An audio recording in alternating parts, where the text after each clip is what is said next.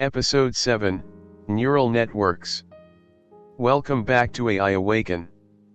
Today we're diving into the fascinating world of neural networks. If you're curious about how machines can think like our brains, you're in the right place. In this episode, we'll break down a neural network's building blocks, neurons, layers, weights, biases, and activation functions, one by one, using simple analogies and visuals to make everything clear. So grab your favorite drink, hit that like button if you love cool tech explanations, and let's get started. At a high level, a neural network is a computer system inspired by the human brain. It's made up of lots of tiny neurons connected together. These artificial neurons work together to recognize patterns and make decisions, just like a brain does. But what exactly is a neuron in a neural network? Let's break it down. Imagine each neuron as a tiny decision maker or worker. It has inputs coming in, maybe signals or data points, and one output going out. First, each input is multiplied by something called a weight. Think of each weight as a faucet or valve controlling how much water flows through. If the faucet is wide open, a lot of signal flows in.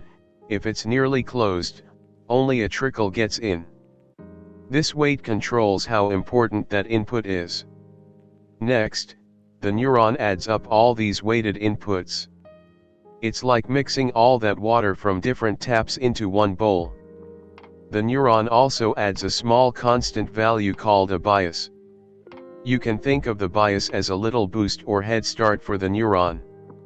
It's like saying, even if no water came from the taps, this neuron gets a little extra. In other words, the bias shifts the total amount up or down. Here's a useful analogy. Imagine each neuron is a thirsty plant that turns on a light. The water from the taps fills up its tank. The bias is like the plant's built-in moisture reserve. Some plants need more water to light up, some need less. By adding bias, we can decide how much water, signal, is needed to activate the neuron. Finally, once all the weighted inputs plus bias are added together, the neuron applies an activation function. This is basically a decision rule. You can think of it like a final gate or light switch. If the total water is above a certain level, maybe the plant lights up, if not, it stays dark. There are different styles of gates. One could be a simple on/off switch. If the water reaches the threshold, the light turns on. That's like a step function or a hard threshold. Another could be a dimmer switch, where more water means a brighter light. This is like a sigmoid function that smoothly goes from 0 to 1. And some are half dimmer, half threshold, for example, the ReLU function which outputs 0 for low values and ramps up for higher values. But don't worry about the math, just remember, the activation function decides how much signal leaves the neuron based on the total it got. So, to recap one neuron's process, it takes inputs, each is weighted, faucet, then sums them up, adds bias, a little boost, and finally applies its activation function, a gate/dimmer, to produce an output. If the output is strong enough, it's like the neuron fired and the next neuron sees that signal. Now, what about layers? Neurons are organized in layers. Picture a stack of transparent sheets, each covered in dots, the neurons. Data flows through these layers, one after the other. The first is the input layer, where data, like an image or sound, enters. Then come one or more hidden layers, where neurons do their calculations. Finally, there's an output layer giving the result, like identifying a picture as cat or dog. Another analogy, think of a neural network as a factory assembly line for problem solving. The raw materials, inputs, start at the beginning. Each layer is a workstation. At each station, workers, neurons, add something or transform the product a bit and pass it along. One worker, neuron, might measure a part, another might paint it, another stamps it, and so on.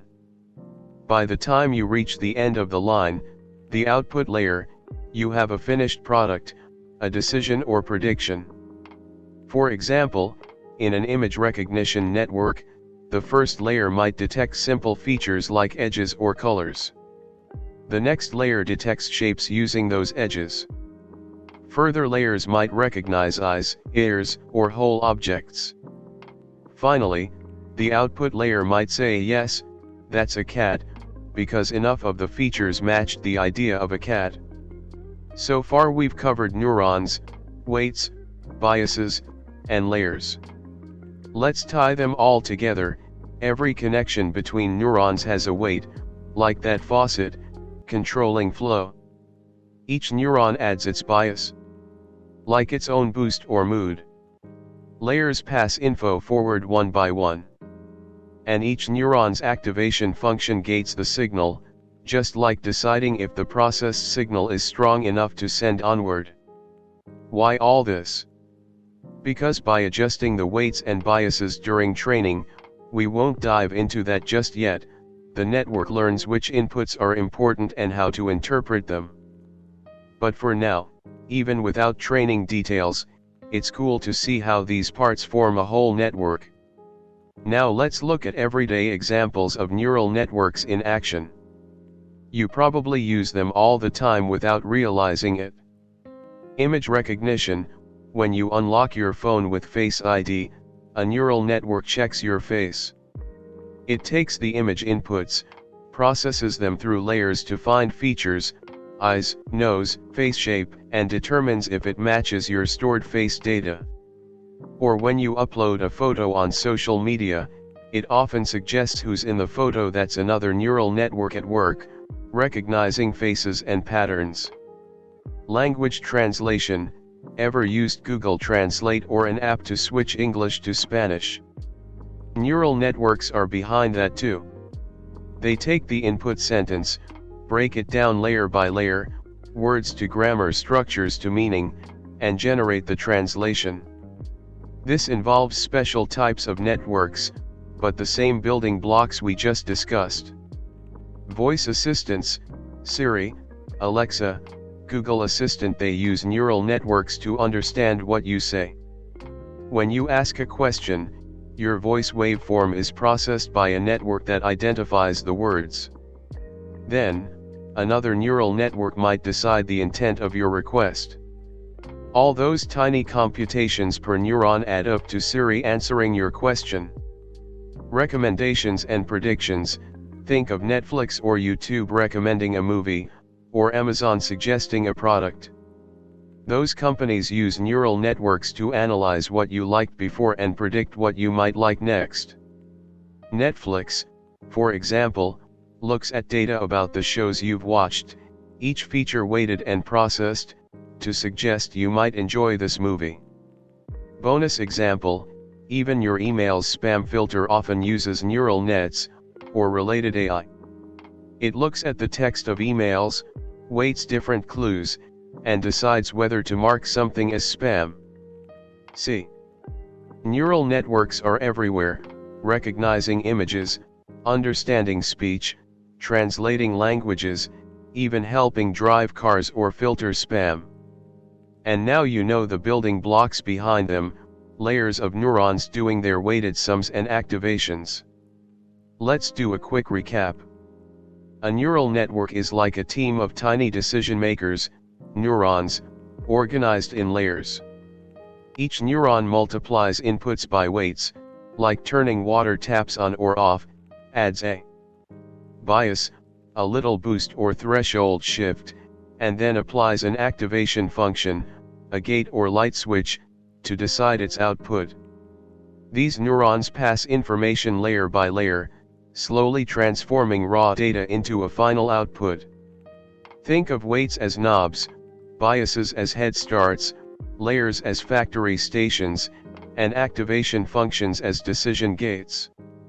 Together, they let computers learn to recognize cats in photos, translate languages, and even drive cars. Thanks for joining me on this visual tour of neural networks. If you found this episode helpful, please give us a thumbs up, and subscribe to AI Awaken so you don't miss out on future AI explainers. We've got lots of exciting topics coming up. Until next time, stay curious, and keep awakening your mind with AI Awaken. See you in the next episode.